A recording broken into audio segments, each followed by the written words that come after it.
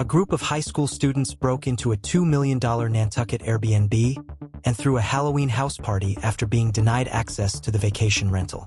Airbnb host Edith Stone Lentini claimed she received a sketchy request from a person who wanted to book her 3-bedroom, 5-bath home for a spooky rager on the Massachusetts island for October 28th.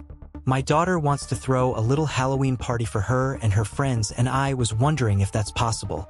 According to the mid-October inquiry obtained by the Nantucket Current, the 14- and 15-year-olds planned to do a fun dress-up get-together to take some pictures at the home, which is listed for $810 per night. It wouldn't even really be a party. I will leave the house spotless and I'm sure nothing will be ruined, the message concluded. The Airbnb host was thrown off by the ending of the unusual request and decided to ignore the booking inquiry altogether. Lentini, who lives in Armonk, New York, and has owned the home since 2012, didn't hear about the suspicious gathering until she got a phone call from the Nantucket Police Department just after 10 p.m. November 1st. An officer asked her if she knew something about a party on her property, which she denied. I said, "No, there should not be," she said. They said, "Well, there's a house party going on." And I said, "Oh my God." They said, "Let us call you back." The local misfits had entered the home through an unlocked window and set up shop to host the elaborate party.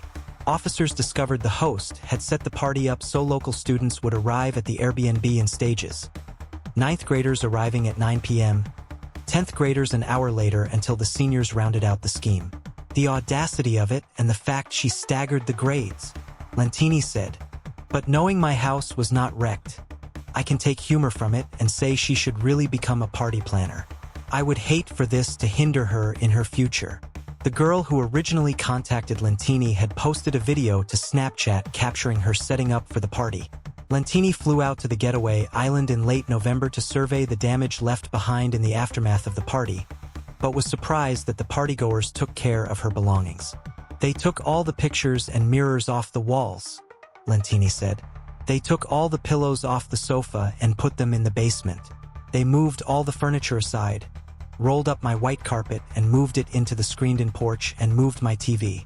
As much as I'm upset about this, they did take care of the house. The most damage was just sticky floors. They even put "do not enter" tape around the TV stand, she added. Police were only clued in about the party because of a noise complaint in the area. I want to thank my neighbors that they knew enough to call. If I wasn't in a year-round neighborhood, I don't know what would have happened, Lentini said. The colonial home, built in 1999, was valued at $2.34 million in 2023, according to online records.